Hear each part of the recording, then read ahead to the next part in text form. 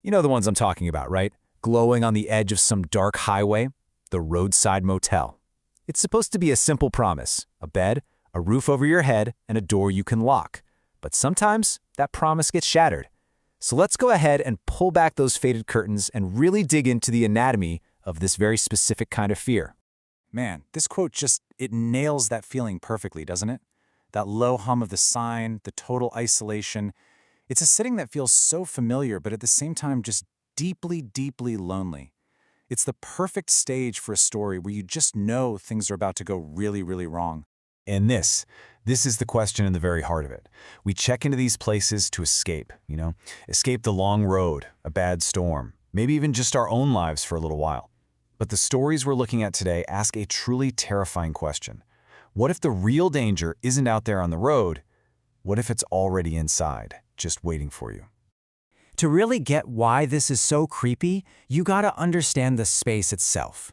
A motel is a textbook liminal space. Think about it. You're not home, but you're not really out in the world either. You're just in between. You're a ghost surrounded by other ghosts, all just passing through. And in that kind of suspended reality, the normal rules of society, they feel like they just don't apply. And that right there is precisely what makes these places so unnerving. Okay, so let's start with the room itself. That one single space that's supposed to be your private little sanctuary for the night. This is the basic deal, right? Privacy, security. You slide that deadbolt, you draw the curtains, and you think to yourself, okay, I'm safe now. It's this simple, almost ancient agreement between a traveler and a place of lodging. And this is where the horror really kicks in. What's so terrifying about what you're seeing here is that every single one of these comes from a real account.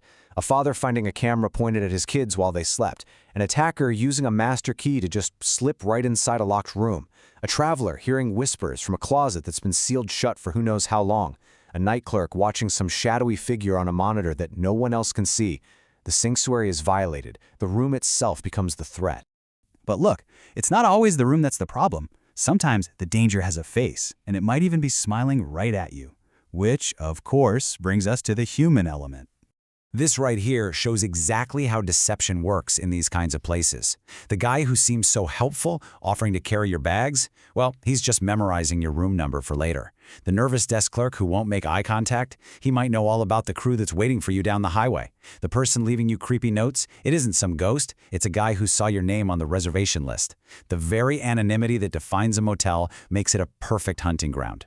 So if you can't trust the space and you can't trust the people, what do you have left? Well, that brings us to the real psychological battle, that little voice in your head, the one telling you something is seriously wrong.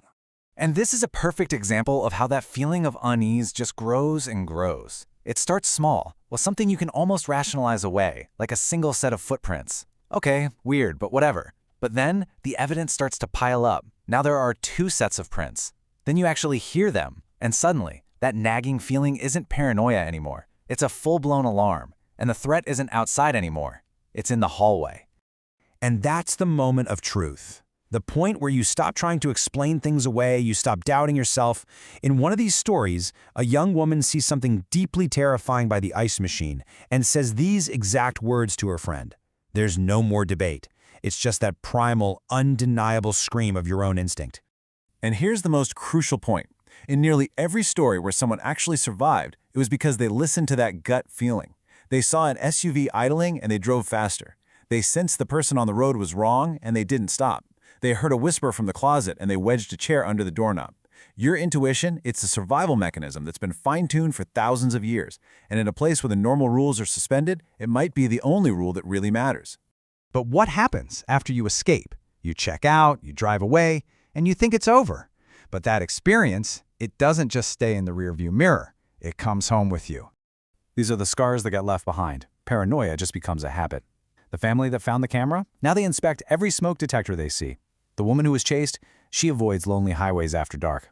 The survivors are just haunted by these echoes, the creak of a closet door, the single jarring ring of a phone, that constant feeling that the shadow from the monitor has actually followed them home. The horror doesn't end when the sun comes up.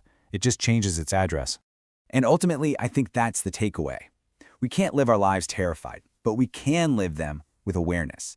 Noticing the small details, the car that hangs back a little too long, the lock on the door that feels loose. That's not paranoia.